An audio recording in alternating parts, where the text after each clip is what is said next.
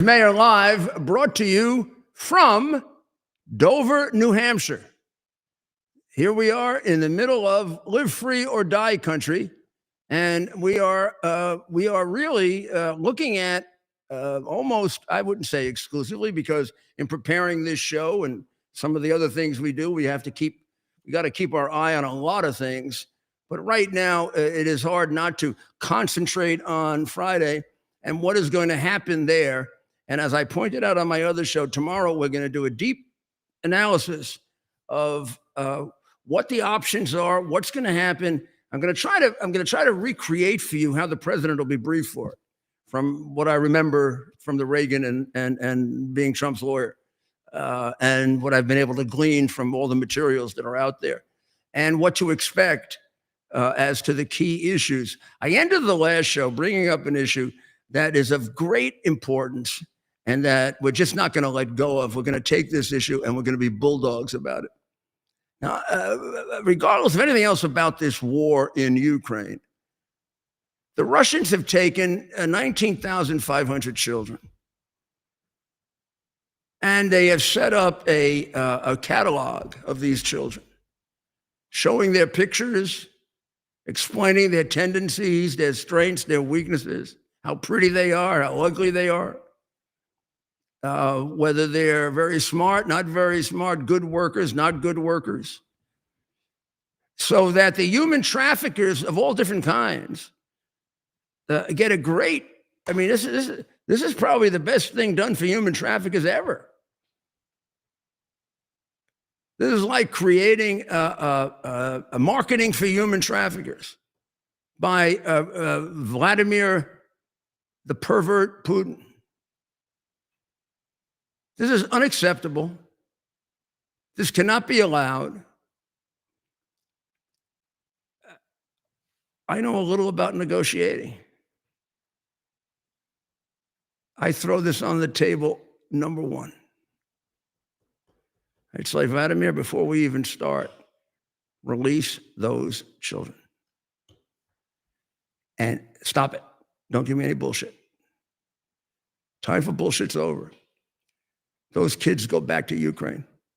Whatever problems they have, whatever issues they have, can be dealt with better in their own country than in an enemy country that's raped their country. That's a group from Donetsk, taken to Russia. You think Russia is really interested in getting them in good families? Or do you think Russia's willing to making money on them, selling them to the unbelievably gigantic human trafficking organization that exists in the world, with its central place? Only in the last 4 years did this develop in America, thanks to the evil Joe Biden. America was never a central place for human trafficking. It is now, thanks to the evil Joe Biden and the Politburo behind him, which probably means the equally evil Barack Obama. Now, I don't want to go through right now all of the causes, all of the people, whatever, the blame. There's time for that, and we should go through that eventually.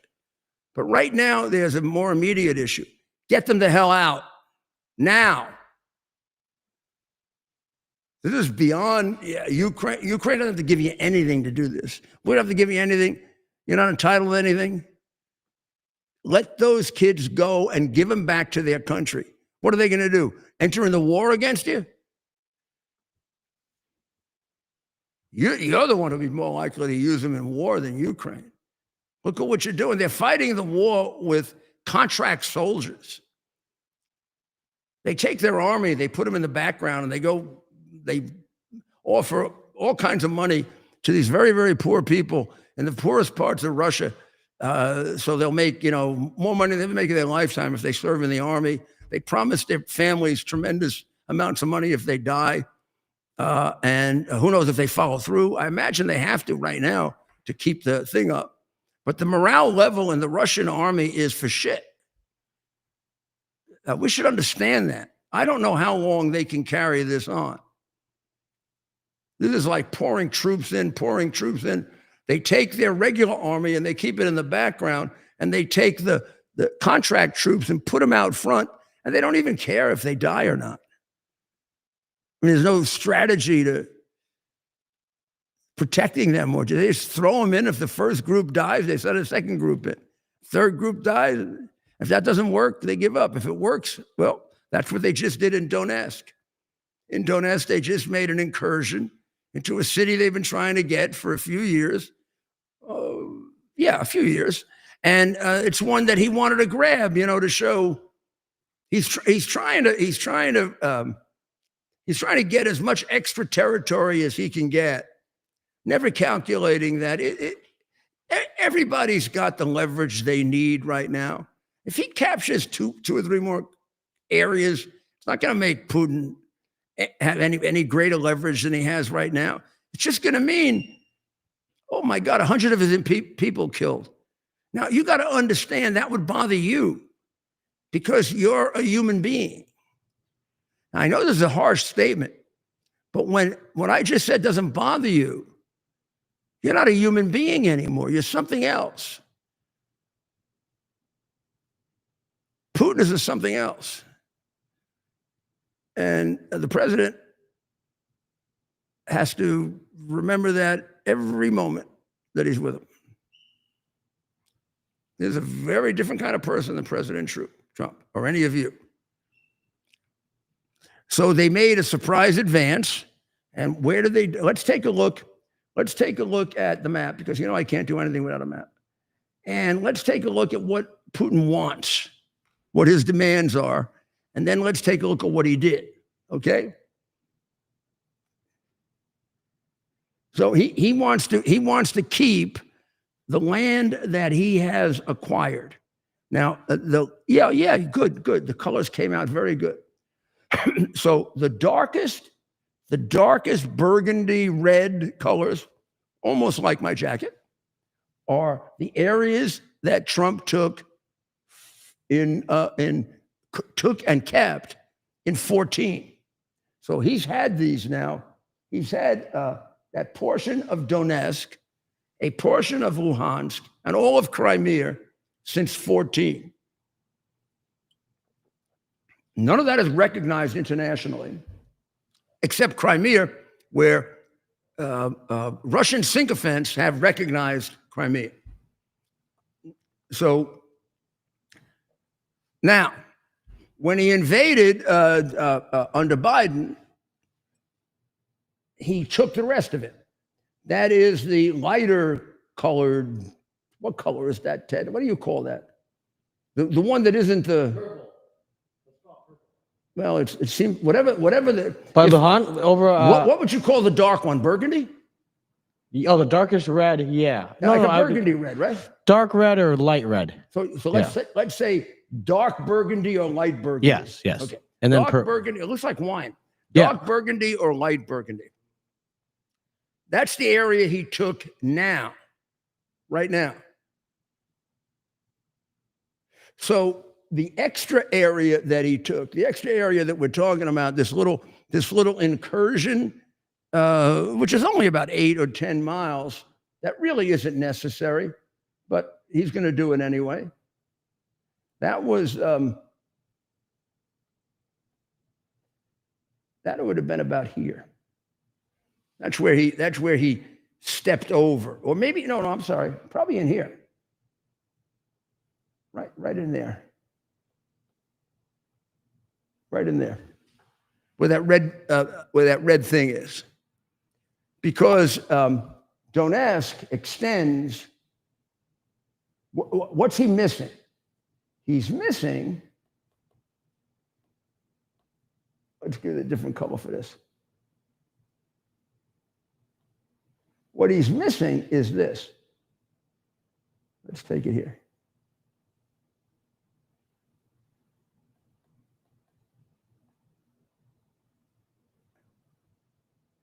My pen is giving me a hard time. Well, he's missing about 15% of 3 of the oblasts. As far as I can tell, he has all of Luhansk. You see Luhansk there. He has all of but about 15% of Donetsk. And where is Donetsk? You see it right there. There's Donetsk right there. Okay? And what he's missing is this area here, the purple area. And honestly, it stretches down almost to here.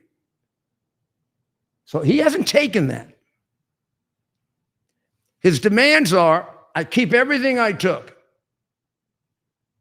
in 14 and now, and you give me everything in blue. You give it to me.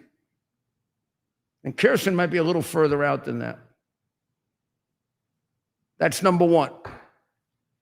The second issue, which is, I think, more important to Ukraine than the first, although I would hate to see them get to keep all the land they took illegally, brutally.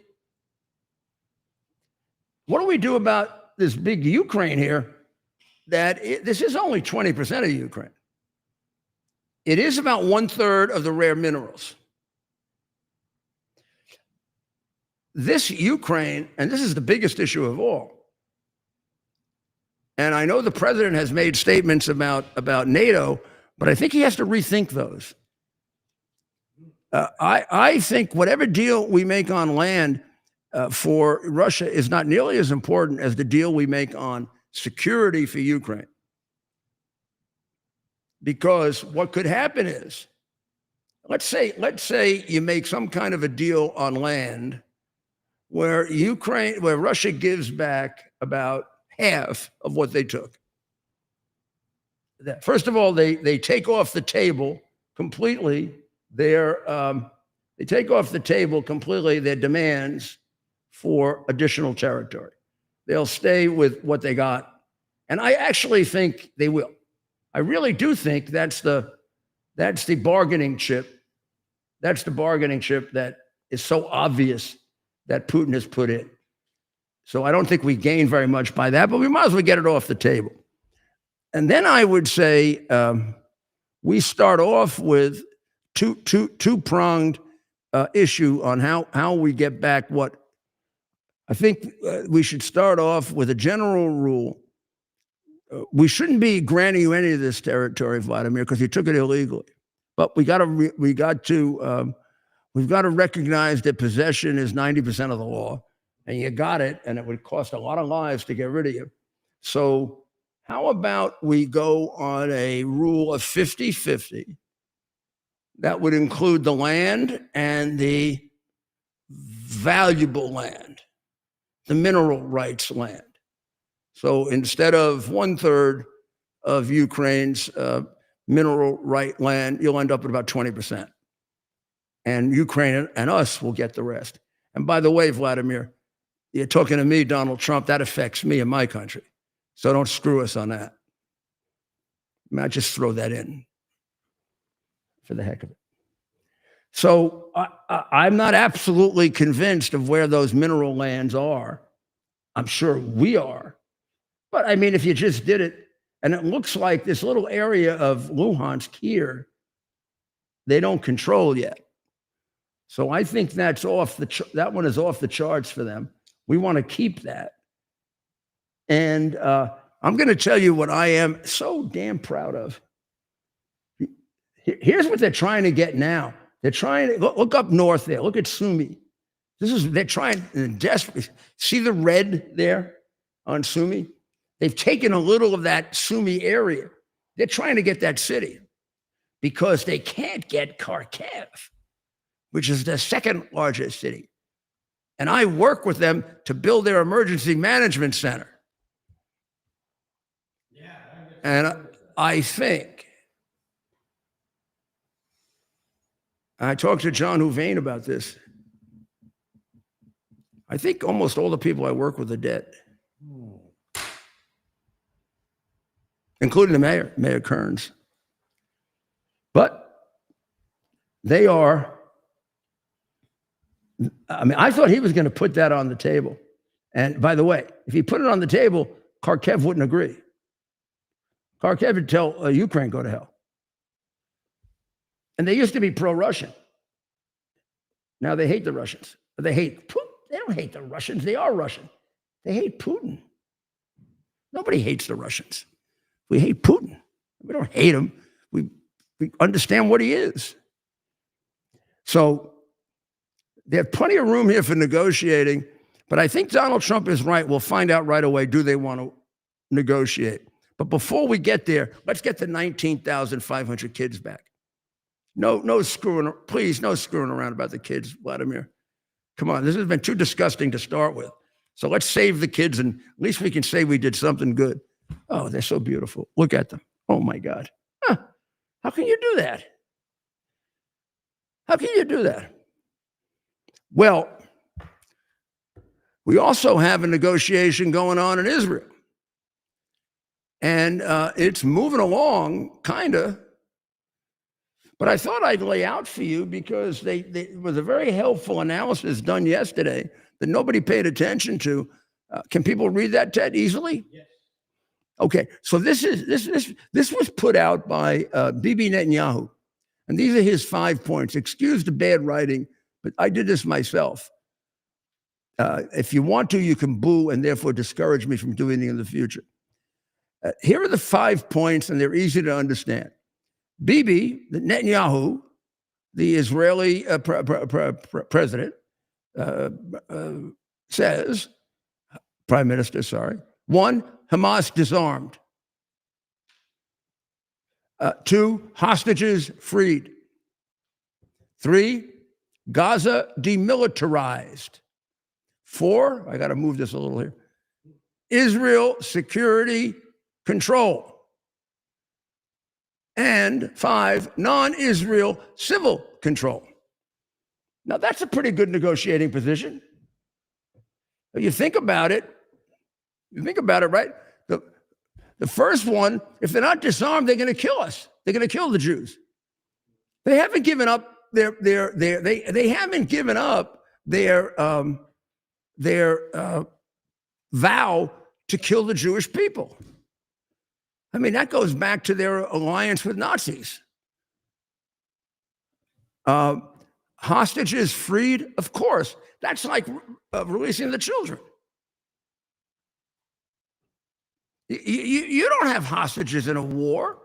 That's a terrorist action. You have prisoners of war. They don't even pretend this is a war. Gaza demilitarization. Of course, if Gaza has anything military, they're going to kill Jews. If you're the president of Israel, the prime minister of Israel, you don't put your people in a suicidal or homicidal situation. Now, here's the interesting one. Israel security control, non-Israel civilian control.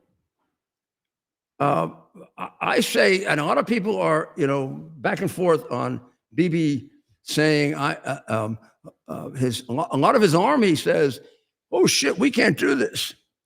This is going to be really tough on us if we don't do it. But I'd like to make the following argument to them, and I wish I could go to Israel and do this to the army and say, what's the alternative? If in the 2 or 3 years now of transition, God willing, we get there, and you don't have control over security, aren't you going to be losing more people in Israel than you might lose in Gaza, where you have control of things? I mean, if they're allowed to have their own security, they're going to start killing you again. They hardly stopped. They haven't stopped. So I think you have to have Israel security there, also to make certain that you've done enough damage to Hamas so that at least in the next 4 or 5 years they can't resurface and do what they did to Israel on October 7th. And then I think it's quite reasonable, and Bibi has put it in there, right, that we end up with non-Israel civil control. Now, nobody wants to do that. Nobody wants to do the first one either, or the fourth one. But this is a heck of a lot better than what Hamas is suggesting, which is nothing you can write down. What they're suggesting is let us control Gaza and get it back to the way it used to be, where we can steal all the money from everyone and starve them. And will you stop the garbage, the nonsense, the bullshit, the propaganda about Israel is starving the Gazans? Hamas is starving the Gazans. They kill people who bring food in there. They steal food. They want their people to starve as a negotiating position, just like they want the number of civilians dead exaggerated, because they know they can fool the stupid West. It makes no sense that Israel would want to kill civilians. Makes no sense. They're a humane country to start with, and it is against their interest to kill civilians. And they have inserted into their method of warfare everything to stop it. Had they not, Hamas, you'd be gone already, because you take advantage of that. Here we have Russia aiming at civilians now constantly, and no one is saying anything. Meanwhile, two civilians die in Gaza, and Israel killed them on purpose. Yeah, and then you find out that they were right next to 5 people who have been involved in suicide bombings or in organizing them. Israel is doing what it has to do to save itself from extermination, as the Jewish people have had to do so often over the last, I don't know, several millennia. This has got to stop now with this generation. It's got to stop. I thought it was stopped. It's got to stop. And stop backing off, Europe. You're one of the causes of this, you shitheads. What about anti-Semitism in France? Anti-Semitism in England?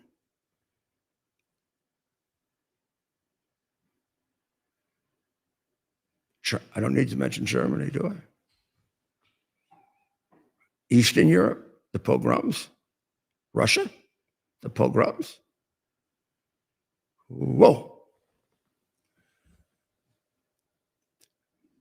Western civilization is a great civilization. Doesn't make it a perfect one. America may have the sin of slavery. Doesn't mean America wasn't a great country. America had to overcome the sin of slavery, and we still have to account for it. But all those Western European countries and Eastern European countries have a much longer standing, more deeply embedded sin called anti-Semitism. And it affected all of them in varying degrees. And they set up Israel for that reason. So the Jews would have a place to go so they wouldn't be subjected to the insanity of their countries. Because at that point, because the revelations of what happened in the Holocaust was so dramatic, Israel felt, the Western countries felt like we can't secure them. We have to give them a place to go if things get terrible, because they might get terrible again. And that's Israel. And they picked a place that was perfectly rational. Jews have been going there for 100 years. The Balfour Declaration had also moved a lot more there. The Jews certainly have as great a claim on that, if not better than anybody else.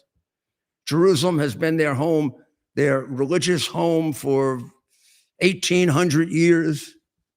More, actually. You could trace it back to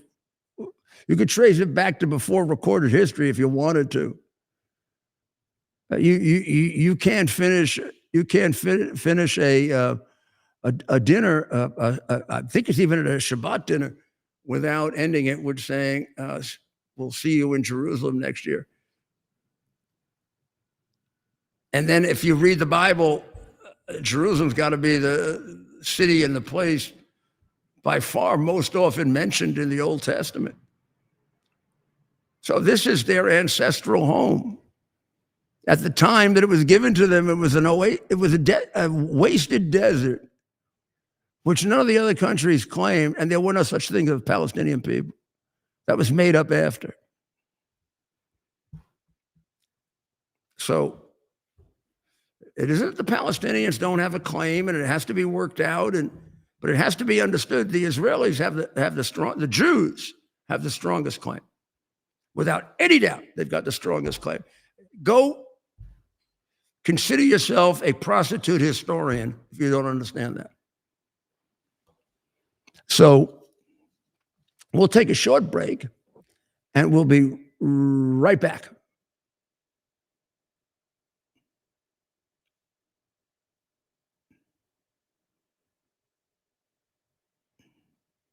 U.S. Army Major Scott Smiley paid a high price serving our nation. Scott was leading his platoon in Iraq when a blast sent shrapnel through his eyes, leaving him blind and temporarily paralyzed. Scott would become the first blind active duty military officer before medically retiring years later. Thanks to friends like you, the Tunnel to Towers Foundation gave Scott and his family a mortgage-free, specially adapted smart home. Show your support for America's heroes now. Donate $11 a month to Tunnel to Towers at T2T.com. Are you ready for some action? I'm ready for action. Get the Elite TV plan only through the portal. 218 channels, and it's only $69.95 a month, Wow. including your free portal. That's cheaper than everyone else. Your favorite sports, movies, news, Wow. even daytime dramas. We're talking about ESPN, OAN, Newsmax, Wow. channels you can't get anymore in certain areas. Compared to the competition, this is a way better deal. Endless selection. Not to mention all the free music channels. There's over 700 premium and classic movies all ready to go. Wow. Plus, they got catch-up TV that allows you to go back and watch what you've missed or want to watch again. Cut your cable in half and get twice as much for free. Way more channels for half the cost. After the first year, the subscription then drops to $57.95 monthly, Wow. where you change or upgrade anytime. Go to QUXNow.com and get yours today. Use promo code RUDY. Act fast. These deals are selling out. Here we are, pretty much at the beginning of the process here at this pristine, I call it a laboratory. It's not like a factory, it's like a hospital. This is the beginning of the process for roasting. Deep grain, very good quality. Most people don't use this quality. We deal with small farmers because they like to know who we're dealing with. They give us the highest quality, all organic, non-GMO. You should know all Arabica beans, no Robusto, all Arabica. They're gonna go into the roaster and it'll get roasted for about 20 minutes or so.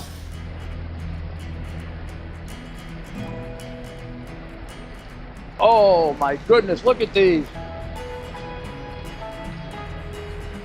My goodness.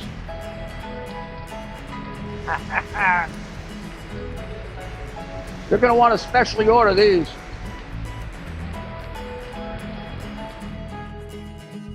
This is what goes into Rudy's coffee.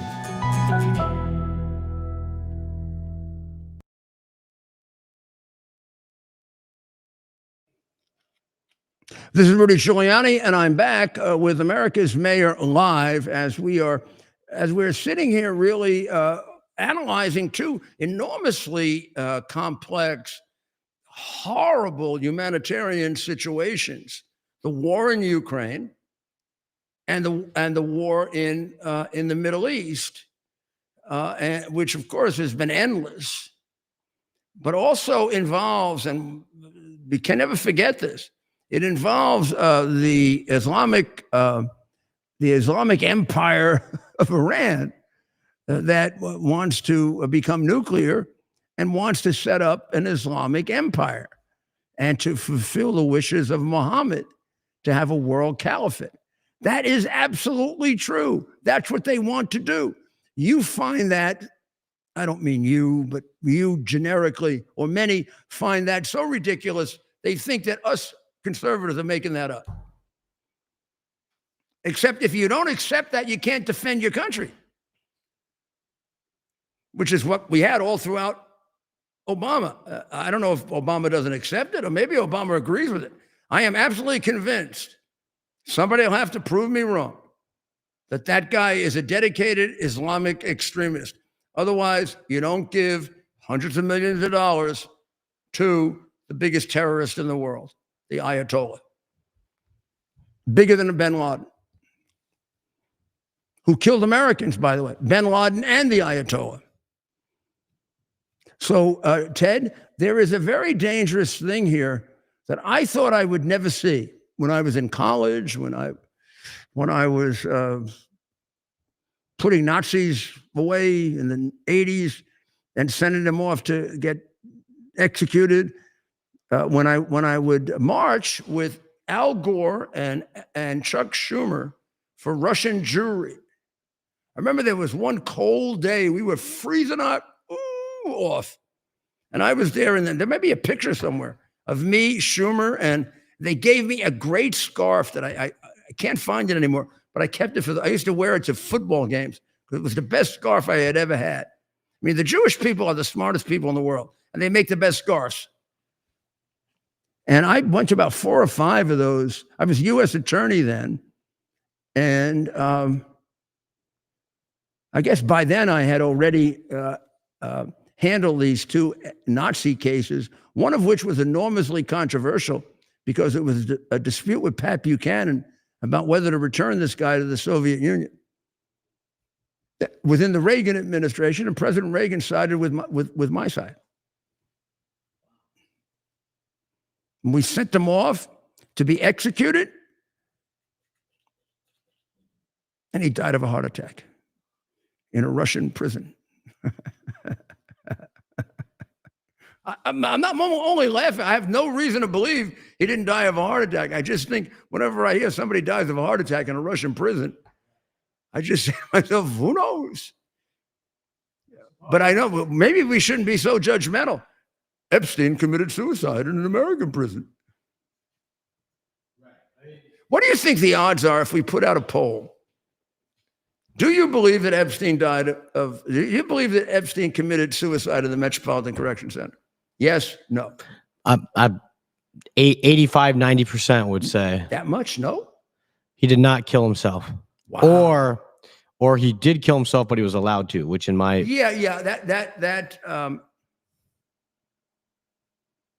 Yes. So divide it up into that. Did he kill himself? Was he allowed to kill himself? Did he die of... Well, no, it's either one or the other, right? Did he kill himself? Or did he not kill himself? Was he allowed to commit suicide? Yeah. Was it an honest... Did he just happen to be able to kill himself because... Yeah. Or was there a conspiracy? There is the possibility he was killed. They hung him up. Yeah. Okay. Yeah. So was he killed? Did he kill himself with the... Maybe the question really, make it simple. Was it a legitimate suicide? Yes, there you go. Or some funny business. Was he actually murdered? Right.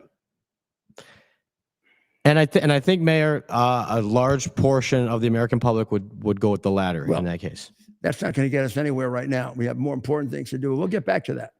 Well, that's right, Mayor. And I actually want to tell us about this this change in position, even a little bit for Republicans, but less on Israel, because I have been a supporter of Israel from the day I was born, I think. And this really, really disturbs me. That's right, Mayor. What we're seeing here in the United States is a precipitous drop in support for Israel's military action in Gaza. So so explain that. Americans' overall view of Israel's military action in Gaza. So 60% disapprove and 32% of Americans approve. Right. And it used to be. October 7th. So on October, right after I can't see the middle because of the camera. So you read the whole thing for us. So right after October 7th, 50% of Americans approved of Israel's military action in Gaza. 45% disapproved. Okay, so it was always very close. We have Yes. to admit that, right? Yes. It was always very close. But 50% after October, shortly But after it October quickly 7th. dropped to 36%. It dropped to 36% by the spring of 2024, and the disapproval went up 10 That's points to interesting. 55. That's extremely interesting that it went that way. And then throughout 2024, we Then saw it got very close. It got very close, it looks like, there. that's the election, right before the election. That's the election. And, that's also the Republicans and Trump getting very excited about it. Right. Then what happens in the middle there? Tell me. So that's between just before the election, 2024. So October of 24 to now, to July of 25, support for Israel's military actions in Gaza have dropped 10%, and disapproval has risen 12%. So you have 60% disapproving, 32% approving. So now we're talking about actually a little before the election, right? Right. Probably like August 2024. It was 48-42, right? Right. That would be September. That'd be September. Now, honestly, that's pretty close. That's almost 48-42, given the plus or minus in a poll, is 50-50. Right.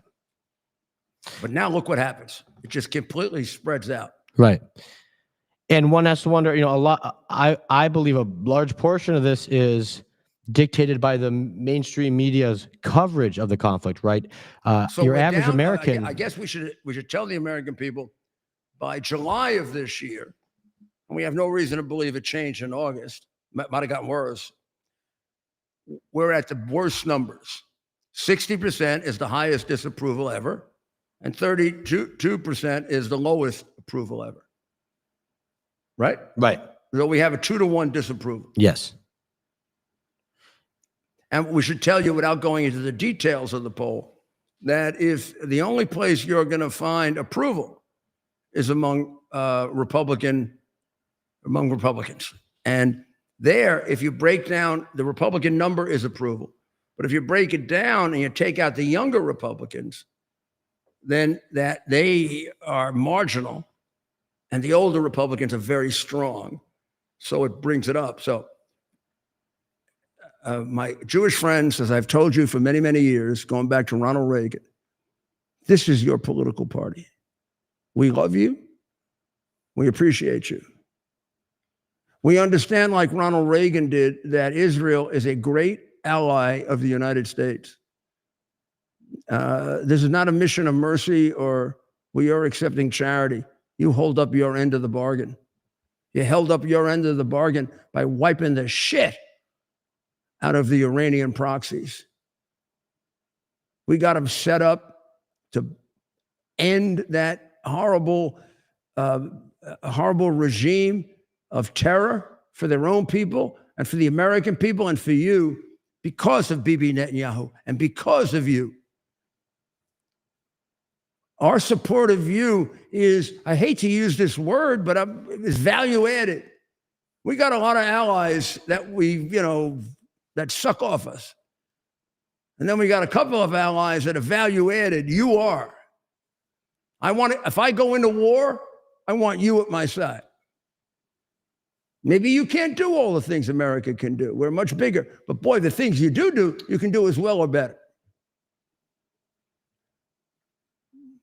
And you got guts. Wow. Now, this goes back to my first trip there in 1984.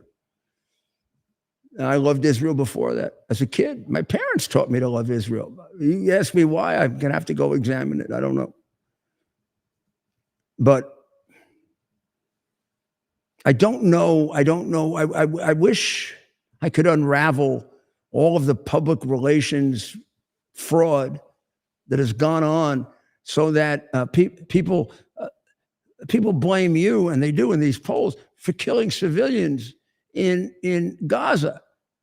You did everything you could to avoid killing civilians in Gaza. They did everything, Hamas, to get civilians killed in Gaza, because they understand that the jerk-offs that react to this, the higher we can make the civilian count, the more they're going to hate Israel. And you understand it too, which is why you send leaflets in. which is why you avoid certain missions completely. But then when it's the only way you can get the guy that's killing 50 Israelis, well, you got to do it. I understand that. Any reasonable person, if we did a better job of public relations, would understand it. And one time I would attribute it to they did public relations better. What it really is, they control the media. Doesn't matter. Your public relations guy doesn't have a chance against theirs, right? Because they control the media. Right. That's a very good point. And for some reason, these people hate you, and it may very well be that anti-Semitism is alive and well in the West. And they hate you because you're Jewish. I would not dissuade you of that conclusion. So if you want to read William A. Galston's article today in the Wall Street Journal, please read it.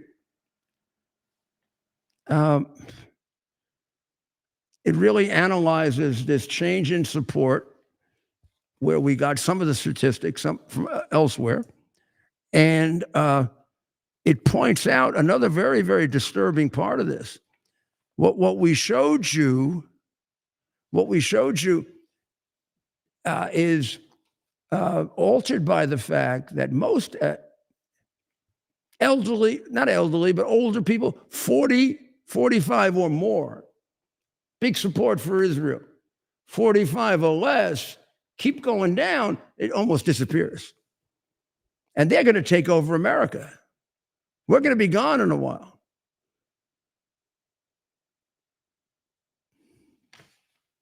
You're not going to have the guy who threw Arafat out of the UN, huh?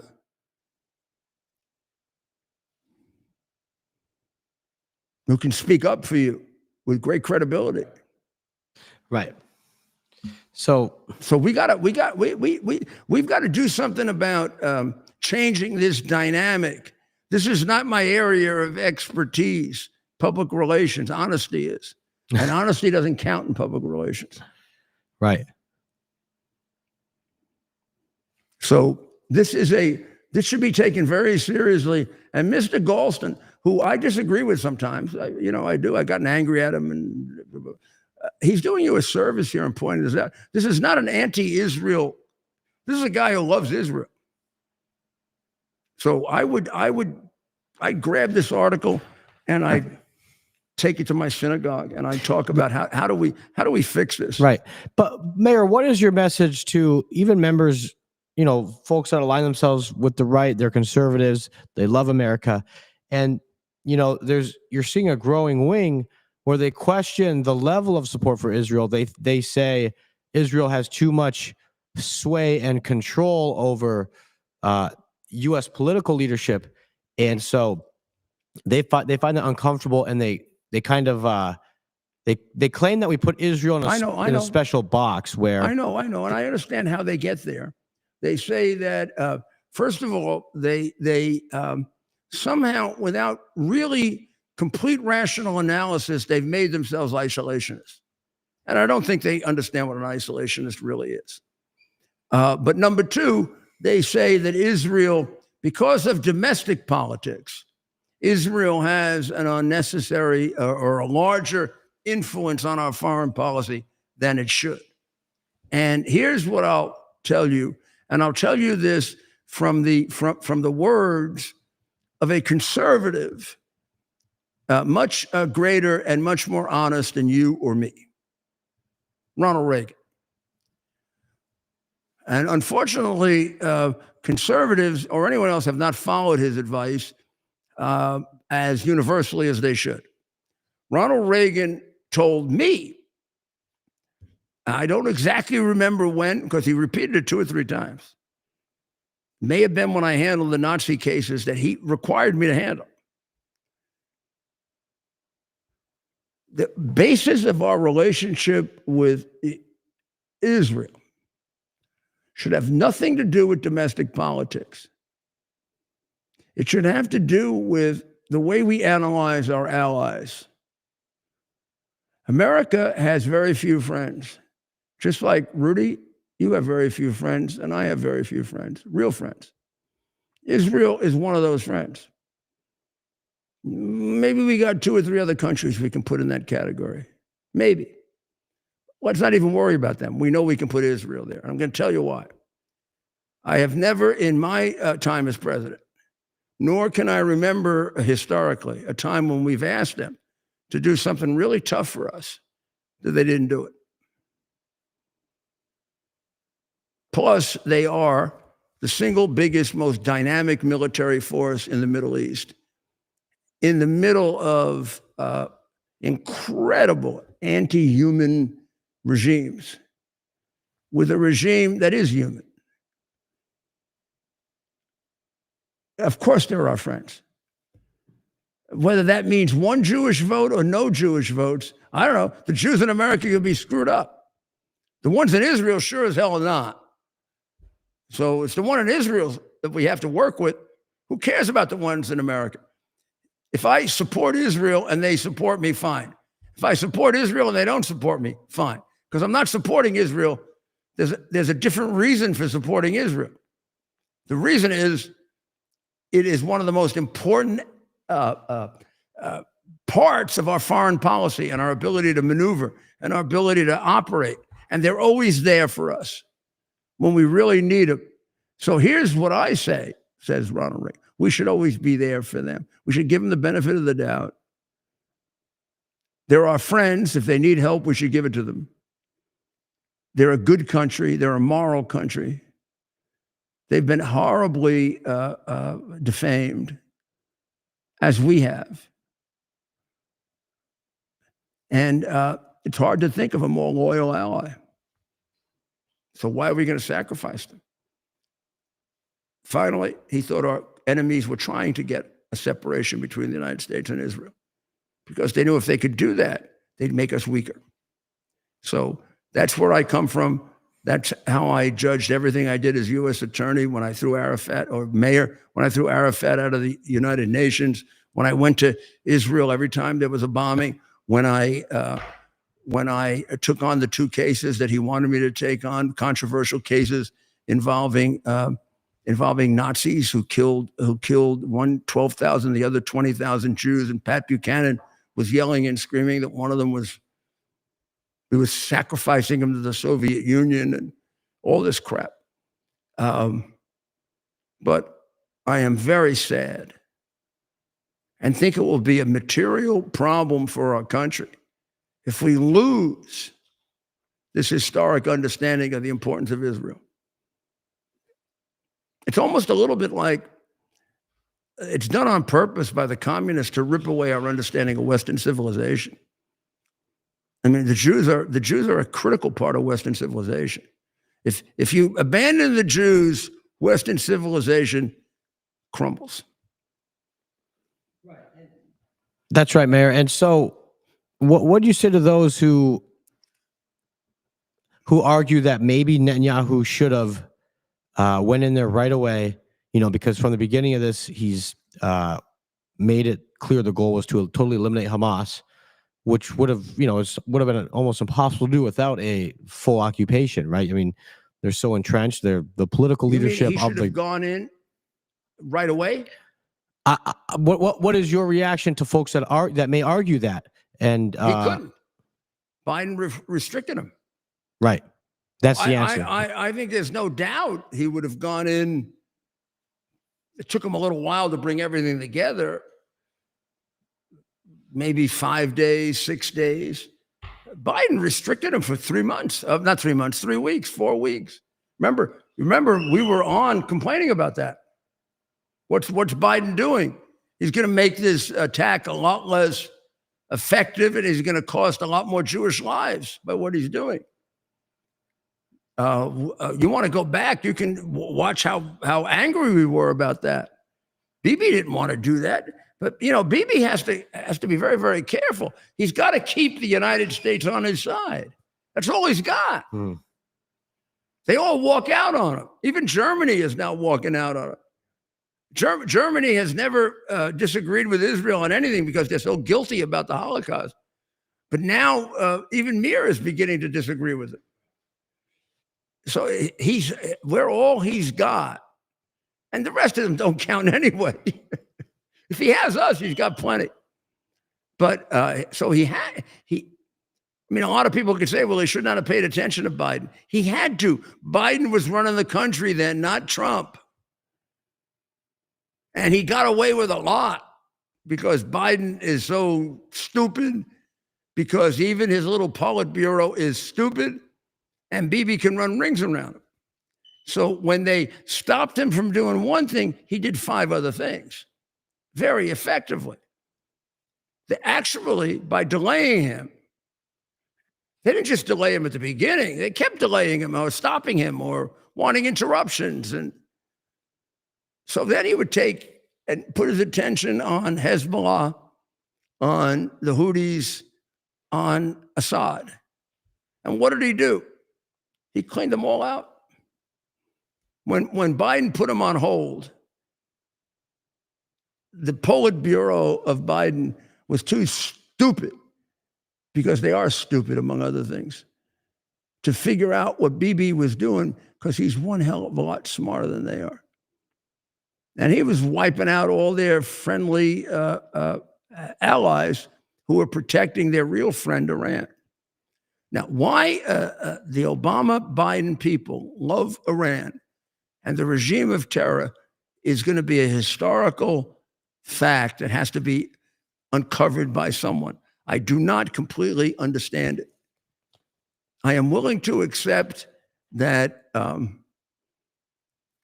that Obama is a complete sellout to Islamic extremism ideology. But that's different than being a sellout to the Ayatollah. That's different than giving the Ayatollah hundreds of millions in cash. And when you tell me I'm being irresponsible or whatever about saying that Biden is a sellout to Islamic extremism, every penny he gave them proves that I'm right. Obama is not a stupid man. Obama was not demented like Biden. When Obama told the military to put cash in an envelope or in a bag and send it over by our military to the Ayatollah, he had to know that some of that money was being used to kill, some of that money was going to terrorists. They were going to use it to kill innocent people, and some of them were American. Now, you want to know why I think Obama should be in jail for the rest of his life? I don't want him in jail for the rest of because I'm a Republican. I want him in jail for the rest of his life because, number one, I'm an American, and number two, I'm a fair human being. And the people out there aren't. And if we don't do it, it'll happen again. Right. They get back in power. They'll be supporting those. Maybe they won't even be around. I hope Trump gets rid of them. But there'll be somebody else. Islamic extremism will exist so long as the people who embrace the Islamic religion do not reject, as a majority, the extreme teachings of Muhammad, publicly and completely, and be honest about it. Because if they don't, there's always a vast part of the Quran and the Hadith that the murderers can use to legitimately justify, under the umbrella of religion, the vast murders that they're doing. And the real moral weakness of Muslims in general is that the good ones can't reject the bad ones effectively enough. It's not unusual. It happened with Italians and the mafia to some extent. I was in the middle of that. Consequences not nearly as great, but same thing. But it has to happen to bring them into, I'm not going to say the 21st century. I'm going to say, into civilized human interchange, where we don't have to worry about out of nowhere they come and, bomb 2 of our buildings in the Pentagon. That could happen anytime. So Israel is now being subjected not only to that poll there where Americans don't support them as much, although us Republicans still do. The Council of Europe wants to curb arms to Israel, and because of Gaza. I mean, they're obviously on Gaza's side.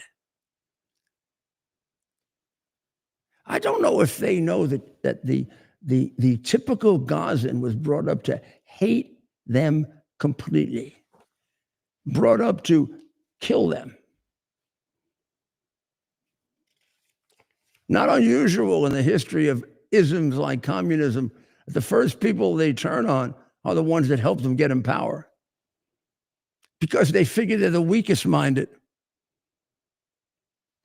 So just the other day, they had to extract all kinds of aid workers in Gaza who were stealing food from the people they were supposed to go to. Well, that's the story of starvation in Hamas. The Americans and the Israelis have provided the food. The terrorist groups and the bullies steal the food.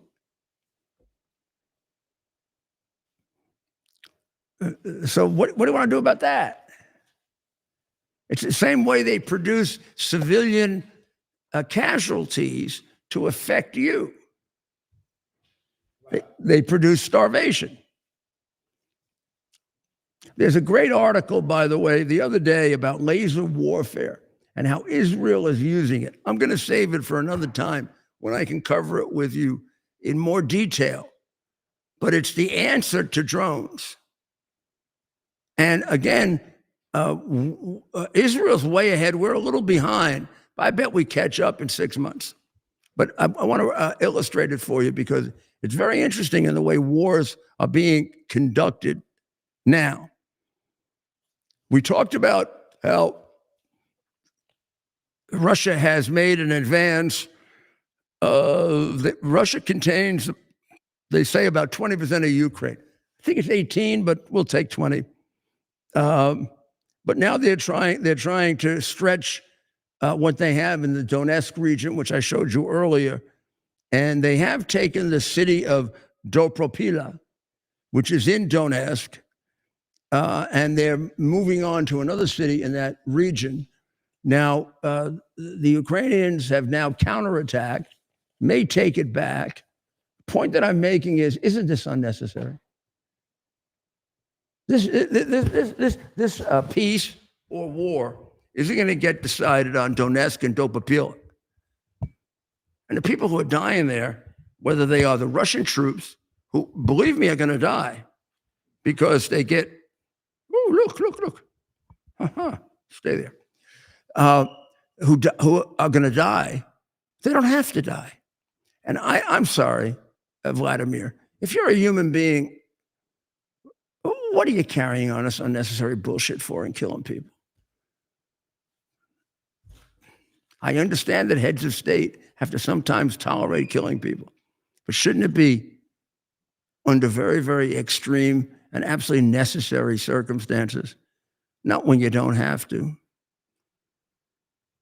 I mean, I know you consider yourself an Orthodox Christian, which means you believe in the same God and the same Jesus Christ as I do. You think you can explain this?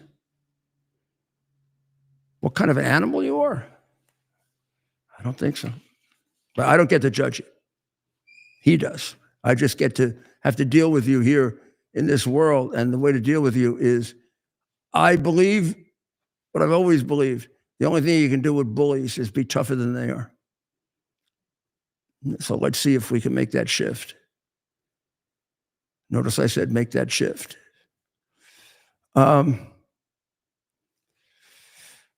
We're going to do what we can to see if we can re-alter, reconstitute American public opinion of Israel. We'd love to have your ideas on that. How do we do that? How do we do that? I mean, Israel needs America really badly. But believe it or not, we need Israel too. I mean, the whole situation in Iran would not have been the easy attack that it was without Israel. I don't know that we have anybody else that can do that. Right. And if for no other reason, and there are so many others, as you've mentioned, the fact that they're such capable allies, and that's why I think, Mayor, some of that polling is a result of, if the American people really knew the details, right, or how these operations were conducted, how they assist us. I think a lot of those people they poll are completely unrealistic. When you look at the people that are at these demonstrations, right, they're living in some kind of a fantasy land, silly world. They don't understand. Yes, exactly. When you interviewed a lot of them, I mean, they're not like real people. That's right, Mayor. And they're so right in a vacuum. Yes, nobody wants to see buildings getting hit with rockets. It's so open, right? It's like, okay, well, how about we lay down what's going on here? And it's just so absurd.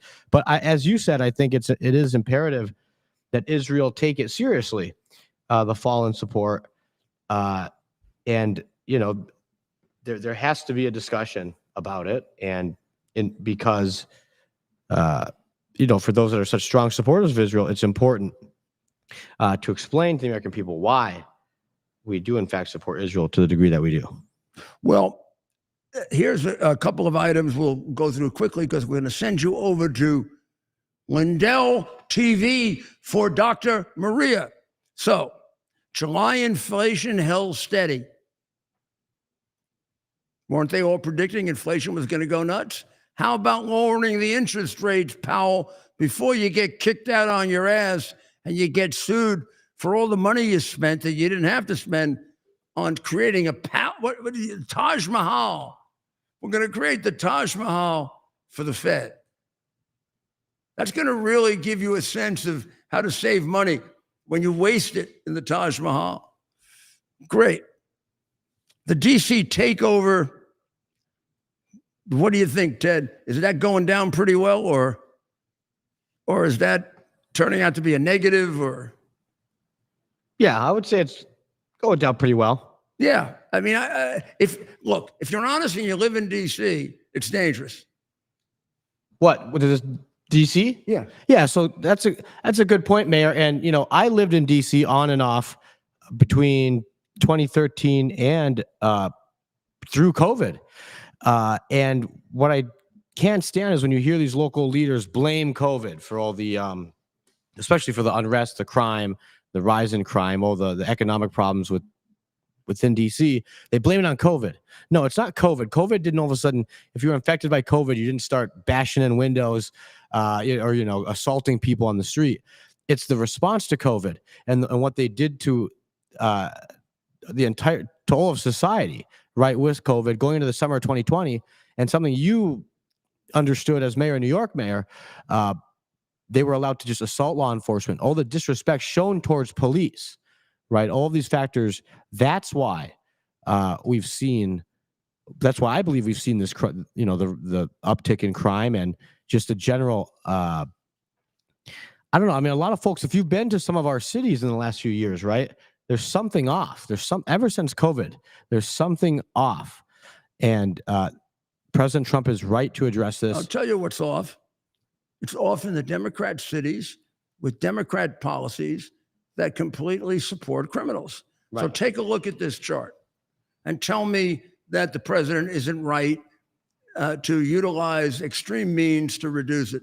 This does go back to 2024. It's changed a little, but only in proportion. Number 4 city in America for murder, Washington, D.C. Everybody thinks New York is so dangerous. You want to look at those numbers? 4.7 for New York, 27.54 per 100,000 for Washington, D.C. 5, 10, 15. That's 5 times more. You walk out on the street of D.C., you have a 5 times greater chance of being killed in New York than in New York. And how about you have a 4 times greater chance of being killed than in Mexico City? Now, we're going to tolerate that? Or are we just going to, because of bullshit, we're going to tolerate this? Because they have home rule? Home rule has an exception for the president to intervene. Why? If I were the mayor, I'd say, thank you, please come and help me. They have brought crime down, but not enough. Not enough. It doesn't matter if you bring crime down if people are getting killed like crazy. If you're bringing them down for some incredibly high number. And why? And why is it true? Look at those cities that have high crime. St. Louis, Democrat. New Orleans, Democrat. Detroit, Democrat. Washington, D.C., Democrat. Atlanta, Democrat. Dallas, Democrat. Lexington, Democrat. And New York is down to nothing, but it's Democrat. Bogota, Colombia, communist. Mexico City, communist. You want to make a connection between the left wing and killing innocent people? You're goddamn right. But Mayor, I don't understand why. You're damn right you can't. But how do these, they keep getting reelected? These Democrat cities, the crime. Well, I don't know. We got the Mondavi thing going on. How people asked me to explain it, all weekend in Las Vegas, they were asking me to, I can't explain it. All I can say is my fellow former New Yorkers who I know New York better than they do. I don't understand how they became so stupid and brainwashed. Well, I will say this, Eric Adams, as a first-term Democrat mayor with the media behind him, somehow found a way to destroy all of his political capital so the guy can't even win a second-term reelection, so he's out. And then Andrew Cuomo comes in and basically clears the field because he's this big name. He runs the most lazy campaign I've ever seen. And he's got enormous problems coming in. So I mean, those two deserve. They're responsible a little bit for this. And then I would say, Mayor, the not a lot of people vote nowadays in some of these races, right? The low voter turnout, and we can say a lack of. Well, I'll stop there. Yeah. Well, Mondami took a tour against Trump over the last 2 days. Now, think about this. I don't know if this helps with votes or not, but this guy is not going to be able to run the New York City without the help of the federal government. I never did a tour against Clinton because I have a brain, and I'm not an ideological piece of shit. Why'd you endorse? That's an ideological piece of shit. Right? You did I disagree with Clinton? Yeah. Did I work against him for Bush? Yeah. But you put your city first. If I ever really told you what I thought about Clinton, they'd probably take me off the air. But you put your city first. You didn't put your ideological differences. Right, I did. It wasn't about me and my being able to. And this guy is 10% of me running. He's not done a damn thing. When I ran for mayor, I had already crushed the mafia. I had crushed the Teamsters Union. We had recaptured Las Vegas. I put Nazis in jail, terrorists in jail, numerous drug dealers, Wall Street, Democratic and Republican politicians. I had a career. I had accomplishments. I proved that I could be mayor. This was a piece of shit. Cheating with his stupid rent control. 33-year-old brat from a rich left-wing anti-American family. My fellow New Yorkers, if you elect him, you will certify to the rest of the world you are out of your minds.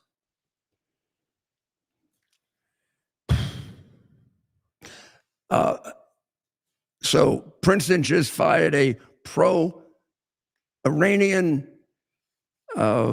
Islamic extremist professor because they're afraid they're going to lose $200 million in grants. Maybe they should have fired him because he can poison the mind of their students because he's a damn terrorist supporter. MS-13 busted in Nassau County. You want to talk about, oh, they don't commit a lot of crimes. No, that's exaggerated. They don't commit a lot of crimes. Just as 3 MS-13 people are charged with 14 counts of murder, attempted murder. They don't commit a lot of crimes. They were 60% of the crimes in Queens. Want to go look in Denver, jerks? They're committing a lot of crimes, and they're very different than the older illegal immigrants, and you're too stupid to pay attention to it. Schiff is now being looked at for encouraging the leak of classified information, as well as a completely airtight, it seems to me, mortgage tax fraud case in which he declared 2 primary residences so he could cheat the government. That's the least of his crimes. He should be tried for some form of sedition and trying to take down a lawfully elected president based upon false purchased testimony. Inflation, steady. We were supposed to be in recession by now. Tomorrow, I'm going to describe to you laser warfare. And we're going to get you ready. As I told you, we're going to do a special preparation for what's going to happen at the summit, which is the most important we've had since the mid-'80s. And it will have a big effect. The outcome of it will have a big effect on where we go. And I don't think any of us know really the outcome of it. So we'll take a look at the different outcomes and what could happen as a result of that. And also the different strategies, which I think there we can be pretty accurate about the strategies they're going to employ.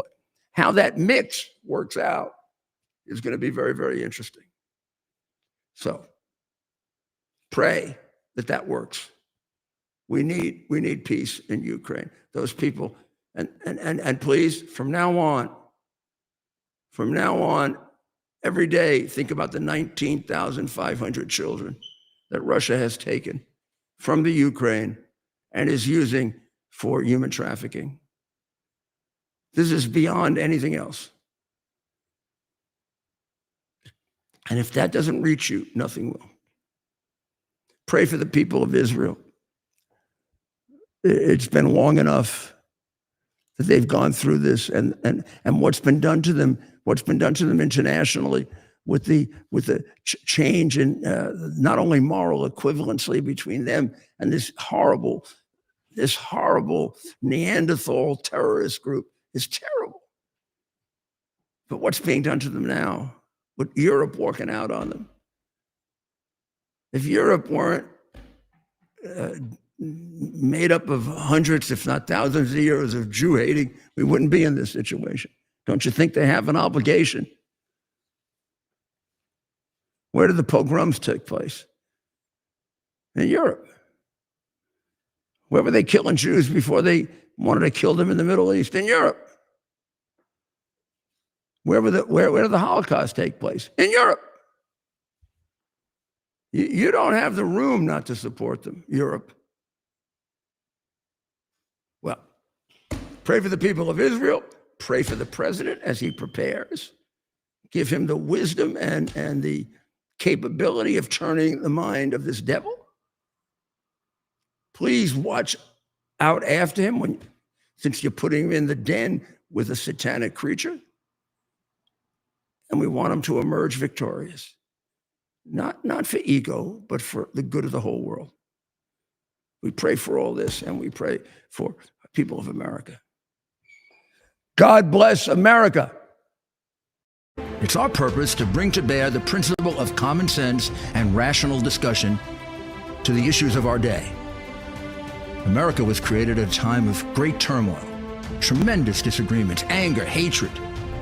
There was a book written in 1776 that guided much of the discipline of thinking that brought to us the discovery of our freedoms, of our God-given freedoms. It was Thomas Paine's Common Sense, written in 1776, one of the first American bestsellers, in which Thomas Paine explained, by rational principles, the reason why these small colonies felt the necessity to separate from the Kingdom of Great Britain and the King of England. He explained their inherent desire for liberty, for freedom, freedom of religion, freedom of speech, the ability to select the people who govern them. And he explained it in ways that were understandable to all the people, not just the elite. Because the desire for freedom is universal. The desire for freedom adheres in the human mind, and it is part of the human soul. This is exactly the time we should consult our history. Look at what we've done in the past and see if we can't use it to help us now. We understand that our founders created the greatest country in the history of the world, the greatest democracy, the freest country, a country that has taken more people out of poverty than any country ever. All of us are so fortunate to be Americans. But a great deal of the reason for America's constant ability to self-improve is because we're able to reason, we're able to talk, we're able to analyze. We are able to apply our God-given common sense. So let's do it.